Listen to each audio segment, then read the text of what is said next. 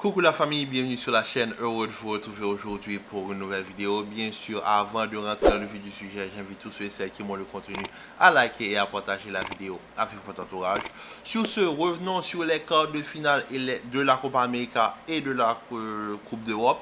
Donc déjà par rapport à mon absence, je m'en excuse. Je ne me sentais pas bien, j'avais énormément de douleurs à la gorge, donc j'étais dans l'impossibilité d'enregistrer ces derniers jours. Maintenant, je suis de retour, donc je vais donner mon avis global sur les quarts de finale et aussi on va donner nos prédictions pour les semi-finales.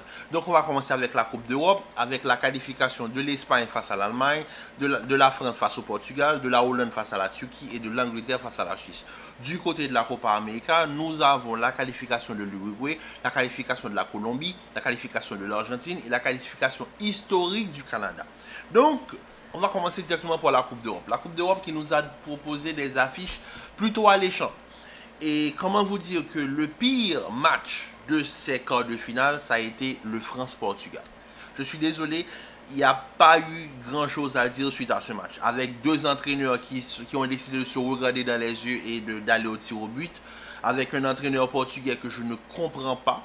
Parce que comment vous expliquer voir Pépé pleurer à 41 ans, parce qu'on le sait tous, c'était son jubilé. Pépé ne pourrait plus continuer à son âge, même si à 41 ans, Pépé reste pour moi l'un des meilleurs défenseurs du monde à son niveau, à son âge. Mais là, on va pas se mentir, ça c'était sa dernière danse avec la sélection portugaise. Et comment vous dire qu'il y a plus de regrets à avoir quand on voit ces genres d'images. Pourquoi? Parce que je suis désolé, le Portugal, ils se sont eux-mêmes éliminés de la Coupe d'Europe. Comment vous expliquer? On a un entraîneur, Roberto Martinez, qui parle de méritocratie. On est d'accord là-dessus. On voit le 11 de départ du Portugal qui est un 11 cohérent. On voit que sur les côtés, c'est un jeu qui va vite. Leao, Nuno Mendes. De l'autre côté, Cancelo, Bernardo Silva. Donc c'est un jeu qui utilise énormément l'espace. Qui dit espace dit forcément centre. Qui dit centre dit présence dans la surface. Maintenant, expliquez-moi comment, à chaque fois que le Portugal se retrouve en position de centre, Cristiano Ronaldo, 39 ans, est tout seul dans la surface. Pourquoi? Parce que le système de jeu n'est pas cohérent. Il y a un joueur de trop. Je peux comprendre quand tu regardes la présence de Payet devant la défense. C'est important. Bruno Fernandes est important. Bernardo Silva est très important. Je suis désolé. Il faut un soutien à Cristiano Ronaldo. Quand je regarde un match Portugal-France en 2024 avec un Cristiano Ronaldo titulaire, sachant que sur le banc, tu as Jota, tu as Félix, tu as Ramos, que tu ne fais pas jouer et que tu fais jouer Cristiano 2 fois 120 minutes à 39 ans, tandis que la France, eux, ils se permettent de faire sortir Mbappé parce que Mbappé a peut-être mal au nez et que toi, tu refuses de faire sortir un vieillard de 39 ans.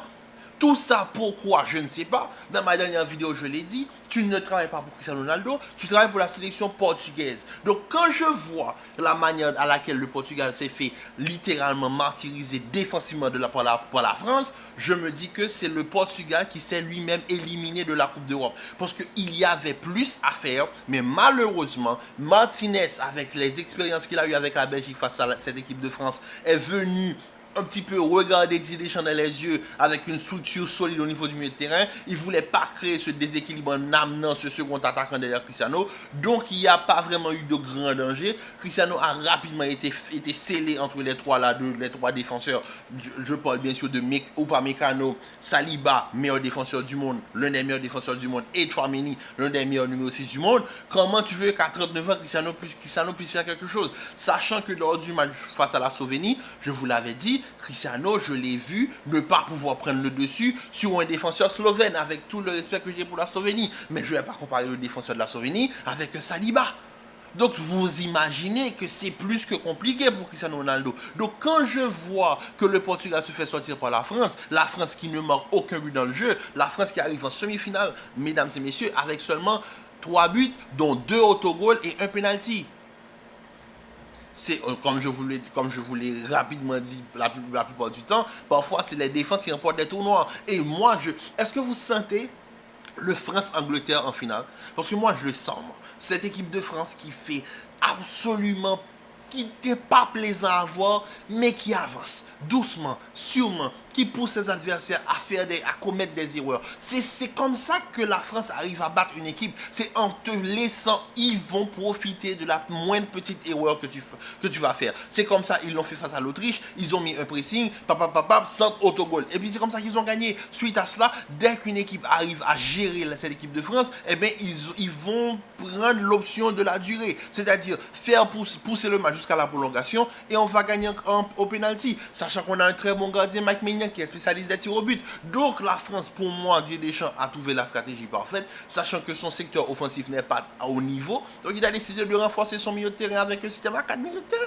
Donc franchement, quand tu vois ça, toi qui es Roberto Martinez, tu dois réfléchir à te dire, ok, maintenant je dois m'imposer face à la France. Mais je suis désolé, tu ne peux pas t'imposer avec un Cristiano à 39 ans tout seul dans une surface de réparation. C'est pas possible. Donc le Portugal, pour moi, ils se sont éliminés eux-mêmes de la Coupe d'Europe. De l'autre côté, l'Allemagne face à l'Espagne. L'Espagne face à... Bon, l'Espagne, on va pas se mentir, on l'a vu très vite dans le match. Ils ont vite voulu imposer un rythme à l'Allemagne. L'Allemagne qui a décidé de contrer ce football espagnol en amenant cet aspect physique qui est très rare dans le jeu des Allemands. Et on a vu lors de ce match tonique où ça fait énormément de fautes. Même Pedri est sorti sur blessure. C'est pas normal d'amener ce côté physique, mais tout ça c'est parce que de l'autre côté, comme pour le Portugal, les Allemands, ils se sont eux-mêmes éliminés. Expliquez-moi dans quel monde tu pars faire un tournoi international avec 2 numéros 9 dans ta liste de sélectionnés et que tu n'alignes personne au départ. Les deux, c'est les mêmes profils, c'est des profils de pivot. Comment se fait-il que lors de cet Euro, Undav n'a pas eu sa chance? Pourquoi Füllkrug n'est pas titulaire? Mais non, il est là, têtu, à forcer avec un Kai Havertz en pointe. Est-ce que c'est normal? Parce que moi, j'ai une question en regardant ces différents matchs de la Coupe d'Europe. Et c'est une question qui s'adresse aux sélectionneurs, c'est qu'est-ce que vous êtes en train de faire avec le football de sélection? Qu'est-ce que vous voulez amener dans ce marasme de football de sélection que je vois là? Parce que je suis désolé, il n'y a absolument rien de plaisant dans les deux compétitions. Les équipes qui, pour moi, ont plus de chances de remporter les deux tournois du côté de la Copa América comme du côté de l'Europe, c'est l'Argentine et la France, les deux finalistes de la dernière Coupe du Monde. Pourquoi? Parce que la France, il a un système simple et efficace. Énormément d'intensité au niveau du milieu de terrain, une défense solide et on va essayer de tenter en attaque. C'est pas des systèmes avec des joueurs capables de créer l'espace. C'est pas un club de football. C'est le football de sélection. C'est deux choses complètement différentes. Pourquoi? Parce que vous n'avez pas les joueurs à l'année longue. Vous n'êtes pas capable d'imposer un système en moins de 15 jours. Vous avez les joueurs pendant quelques jours en milieu de saison et vous avez des tournois en fin de saison. Donc il faut avoir le système le plus sain et le plus cohérent possible. C'est on attaque ensemble, on meurt ensemble. Regardez la Turquie face à la Hollande. Pour moi, l'un des meilleurs quarts de finale de cet Euro. Pourquoi? Parce que la Turquie, ils sortent, mais ils peuvent pas se dire que nous sommes... Non, ils sont venus, ils ont tout donné. Ils ont mis la tête où il fallait mettre le pied. C'est ce qu'ils ont fait. La Hollande a gagné parce que M. Koeman a eu l'idée, finalement, ça fait ting dans sa tête, de mettre Weghorst, ce qui a fait que dès que Weghorst est rentré, Vincenzo Montella, entraîneur de l'équipe turque, a totalement changé son système de défense à faire des prises à deux sur Weghorst. Qui dit prise à deux, dit forcément il y a quelqu'un qui est libéré. Et cette personne, c'était Memphis Depay. Et on l'a vu. Dès que Weghorst est rentré, on a rapidement retrouvé un Memphis Depay beaucoup plus actif dans le demi-espace. Un Xavi Simons beaucoup plus haut. C'est simple le football de sélection parfois. Je ne sais pas pourquoi les entraîneurs veulent forcer avec un système qui n'est... Des systèmes trop complexes. Pour moi, c'est trop complexe. Regardez par exemple l'Angleterre face à la Suisse. C'est pas le plus beau quart de finale que j'ai vu. Mais Southgate, dans son ajustement tactique, il y a eu de la cohérence et de l'incohérence. Parce que c'est Southgate quand même. Oh, c'est Southgate. Voilà. Il ne peut pas être tout le temps dans le bon. Il va toujours avoir ce petit côté mauvais. Parce que quand tu joues face à la Suisse, il a fait quelque chose, un choix intelligent, c'est repiquer Foden dans l'axe. Amener de l'intensité dans l'axe, justement vu que la Suisse est une équipe qui aime aller vite vers l'avant en utilisant l'axe, amenant Foden apporte ce surplus, empêche la Suisse de jouer son football. Et on l'a vu, l'Angleterre a posé énormément de problèmes à la Suisse. Mais ça, c'est un choix tactique osé. Maintenant, de l'autre côté, comme je dis, il y a un côté incohérent. L'Angleterre avait annoncé une défense à 3 avec soi-disant sac à eau de piston droit et de l'autre côté un terrain de Trippier piston gauche. On l'a vu lors du match, Trippier était trop haut et Saka n'est pas revenu pour jouer sur le rôle de piston. Il est resté devant. Donc, il y a eu ce petit côté d'incohérence où il y a eu un surplus quelque part et Bellingham est devenu un électron libre vu qu'il ne pouvait pas descendre trop bas et qu'il ne pouvait pas aller plus haut. Vu que Foden est dans l'axe, Harry Kane est devant lui et que derrière, il y a Declan Rice et Kobe Mainoo. Il pouvait pas faire. Il pouvait être que l'électron libre et il l'a fait parfaitement. Il l'a fait à la perfection. Mais bon, suite à ces matchs, on a quand même encore au niveau des semi-finales un France-Espagne qui pour moi ça va être... on va voir comment la France va résister à cette armada espagnole. Et de l'autre côté, un Angleterre-Hollande. Là, c'est que le meilleur gagne. Je ne vois pas de favori de l'autre côté. Mais pour moi, le champion sortira du côté de l'Espagne et de la France. Donc, on espère que le football va gagner et que l'Espagne arrivera en finale. Parce que je pense que l'Espagne est la meilleure équipe du tournoi et que personne ne pourra dire le contraire. Et de l'autre côté, on espère pourquoi pas que l'Angleterre ou la Hollande, que les deux, bon, que le meilleur gagne. Pourquoi pas avoir un Angleterre-Espagne en finale. Ça pourrait peut-être apporter quelque chose. Voilà. Bon, moi, à mon avis, je vois l'Espagne passer face à la France. Même si pour moi, je pense que la France peut gagner ce tournoi, mais l'Espagne, pour moi, est une équipe supérieure à la France. Mais on connaît tous Didier Deschamps avec son système défensif. On ne sait pas ce qui va se passer. Et de l'autre côté, moi, je vois, après ce que la Hollande a fait face à la Turquie, et que l'Angleterre a un entraîneur qui forcément n'a pas de cohérence dans son jeu, pour moi, je vois la Hollande passer. Donc, pourquoi pas avoir un Espagne-Hollande en finale. Et voilà, pour moi, ce serait ça le spectacle. Mais bon, maintenant, du côté de la Copa América, on va aller très vite. Très vite, très très vite. L'Argentine, bizarrement, l'Argentine retrouve le Canada en semi-finale. Quelle coïncidence. L'Argentine qui retrouve le Canada en semi-finale. L'Argentine qui a commencé sa compétition en battant le Canada. Maintenant, c'est la semi-finale. Le Canada, ils ont quelque chose à aller jouer. C'est leur peut-être potentielle première finale de leur Copa América, de leur histoire. Le Canada ne joue pas la Copa América chaque année. Donc, pourquoi pas aller la chercher, surtout que ça se joue en Amérique du Nord. Alors que voilà, le Canada a quelque chose à chercher. L'Argentine, ils savent très bien c'est quoi jouer l'Argentine. Ils ont joué d'entrée. Ils ont pu évaluer le niveau de l'Amérique du Sud. Ils connaissent maintenant, je pense, un petit peu plus le football Amérique du Sud. Ça s'est vu face au Venezuela. Donc maintenant, j'espère que le Canada pourra faire quelque chose face à l'Argentine. Même si pour moi, l'Argentine arrivera facilement en finale. Vu que c'est l'équipe qui maîtrise le mieux pour moi le football de sélection et le football d'Amérique du Sud. Avec un système simple, un 4-4-2 efficace, pas besoin de trop d'explications, une équipe qui attaque ensemble et qui défend ensemble, une équipe solidaire, les joueurs qui se donnent les uns pour les autres, c'est ça le plus important. De l'autre côté, je pense qu'on a le meilleur match de la Copa América avec les meilleures équipes de la Copa América en présence de l'Uruguay et de la Colombie. Je l'ai dit, la Colombie pour moi c'est l'une des meilleures équipes avec l'Uruguay lors de la Copa América. Les voir s'affronter en semi-finale, pourquoi pas, ça amène peut-être un petit peu de plaisir au niveau du football américain.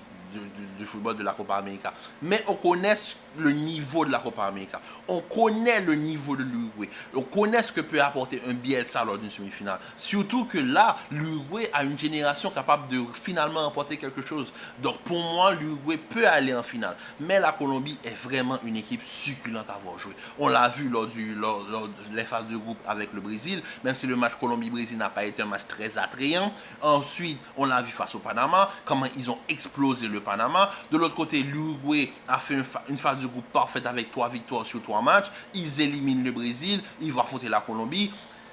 Mais franchement, l'Uruguay, chapeau l'artiste. Mené par un Madrilène, c'est pas étonnant. Federico Valverde, pour moi, qui se rajoute maintenant au prétendant des ballons d'or, parce que franchement, Federico Valverde est en train de tout exploser au niveau de l'Amérique de la Copa América.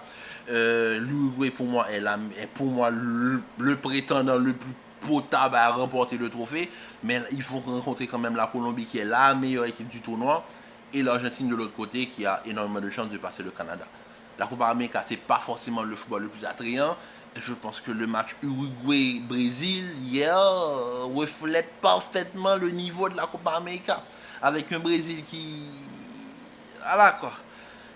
comme le Portugal, comme l'Allemagne, se sont eux-mêmes éliminés de la Copa América. Mais c'est normal. Par exemple, je vois que les gens se moquent d'Hendrick parce que Hendrick n'a fait qu'une seule passe dans le match et que c'était la mise en jeu.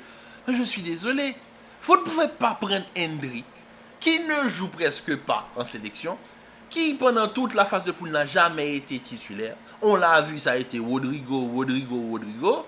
Et qu'en quart de finale, face à une équipe comme l'Uruguay, la meilleure équipe du tournoi, l'une des meilleures défenses du tournoi, et que vous mettez Hendrick dans ce jeu, comment vous voulez qu'il apporte quelque chose?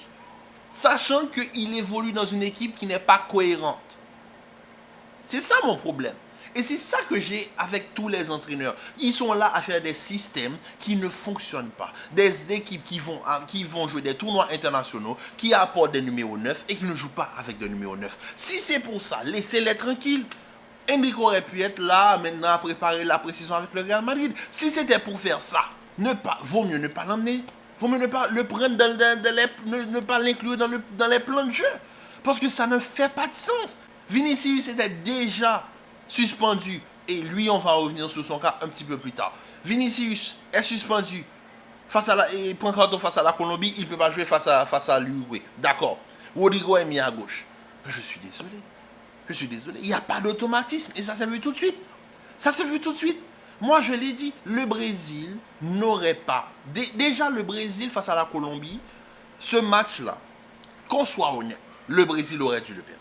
Parce qu'à la fin du match, si Borré prend son temps et calme et place du pied le ballon, le Brésil perd le match. Clair, net et précis. Le Brésil perd le match. Le Brésil se qualifie en faisant match face à la Colombie. Ils sont chanceux. On a vu l'intensité qu'a apporté la Colombie lors de ce match. Le Brésil n'a pas pu tenir le rythme. Et hier, on l'a vu. Ils tiennent face à l'Uruguay. Ils vont au tir au but. D'accord. Je suis désolé. C'est quoi ces qualités de tir au but? Et puis, comment se fait-il que le Brésil va tirer les pénaltys, le premier tireur soit le Militao? Il faut m'expliquer. On le dit tout le temps. Lors des séances de tir au but, on le voit. Les meilleurs tireurs vont en premier pour mettre en confiance l'équipe. On l'a vu avec le Portugal, on l'a vu avec la France, on l'a vu avec les autres équipes. Pourquoi c'est Militao qui part en premier? Parce que déjà la titularisation de Militao au niveau de la sélection brésilienne me pose problème. Militao n'a pas joué même une bonne moitié de saison au Real Madrid. Il se retrouve titulaire face à des Bremer, meilleurs défenseurs en Italie, face à des Gabriel, top défenseurs en Angleterre. Pourquoi Militao est titulaire? Expliquez-moi. Pourquoi il a plus sa chance que d'autres, par exemple? Parce qu'il a l'étiquette Real Madrid? Ça ne fait pas de sens. Si on regarde l'état de forme, Bremer, titulaire, net, et une défense à toi, Bremer, Militao, Gabriel. Est-ce que c'est trop compliqué? Ou un 4-4-2. Faites comme vous voulez. Mais un système simple. Avec des joueurs qui ont du niveau, qui ont du temps de jeu. Militao a repris en fin de saison, on l'a vu, il n'était pas prêt pour la finale, on l'a lancé quand même, il a tenu, mais en sélection, il ne peut pas être titulaire devant des Bremer par exemple. Donc le Brésil, comme le Portugal et comme les autres équipes, ils se sont eux-mêmes éliminés. Pour moi, l'Uruguay et l'Argentine vont arriver en finale. Uruguay-Colombie, c'est un match qui vaut le détour quand même. Mais le football de sélection n'est pas si attrayant que ça. On s'attendait à beaucoup mieux, je pense, de la part des équipes internationales lors de ces deux compétitions. Malheureusement, le niveau n'est pas là. Mais bon, écoute, on fait avec ce qu'on a. Maintenant, espérons que les prochaines compétitions internationales se passent dans de meilleures conditions. Parce que je suis désolé, quand je regarde le niveau des équipes, par exemple le Brésil, la chute du Brésil, mais je suis désolé. Et que personne ne vienne me dire que c'est Neymar qui manque à l'équipe. L'équipe peut jouer sans Neymar, en fait. C'est tout ce que au fait, je préfère terminer la vidéo là-dessus. Sur ce, la famille, je vous dis à très bientôt pour une nouvelle vidéo. Commentez, likez, partagez. Restez en paix et en santé. Prenez soin de vous. On se dit à très vite pour une nouvelle vidéo. Peace.